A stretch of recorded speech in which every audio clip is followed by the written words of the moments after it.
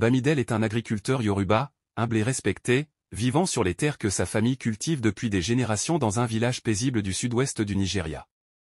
Ces terres, riches et fertiles, ont nourri sa famille pendant des décennies et ont été transmises de père en fils. Pour Bamidele, ces terres ne sont pas seulement une source de subsistance, mais aussi un symbole de l'héritage familial et de la connexion profonde avec ses ancêtres. Avec l'urbanisation rapide, le village de Bamidele commence à attirer l'attention de promoteurs immobiliers à la recherche de nouveaux espaces pour leurs projets. Un jour, un promoteur influent visite le village avec une offre séduisante. Acheter les terres de Bamidele pour construire un complexe de luxe, comprenant des hôtels, des centres commerciaux et des appartements. Le promoteur promet une somme d'argent considérable, assurant à Bamidele et à sa famille une vie confortable pour les années à venir. La proposition crée une onde de choc au sein de la famille de Bamidele. Ses frères, attirés par l'opportunité de s'enrichir rapidement, pressent Bamidele d'accepter l'offre. Ils rêvent déjà d'une vie moderne en ville, loin des travaux agricoles exigeants. Pour eux, vendre les terres est une chance unique d'améliorer leurs conditions de vie et d'échapper à la pauvreté rurale. Cependant, Bamidele est déchiré. Il comprend les arguments de sa famille, mais il ressent un profond attachement aux terres ancestrales.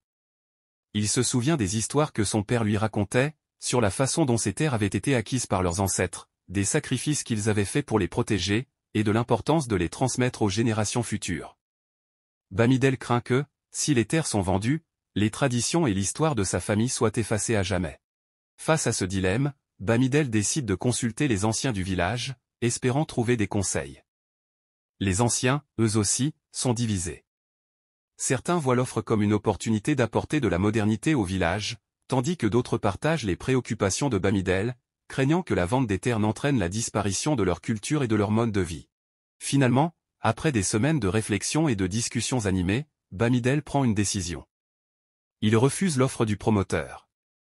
Pour lui, l'argent ne peut pas remplacer les valeurs et les traditions qui ont été transmises à travers les générations.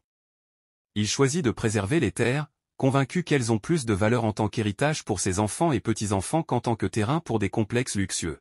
Sa décision crée des tensions au sein de la famille, mais Bamidele reste ferme. Il commence à travailler sur des projets communautaires pour améliorer les conditions de vie dans le village sans sacrifier les terres.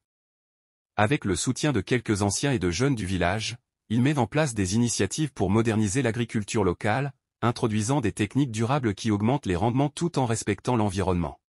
Au fil du temps, le village prospère grâce aux efforts de Bamidele, qui devient un symbole de résistance contre la pression de la modernisation à tout prix.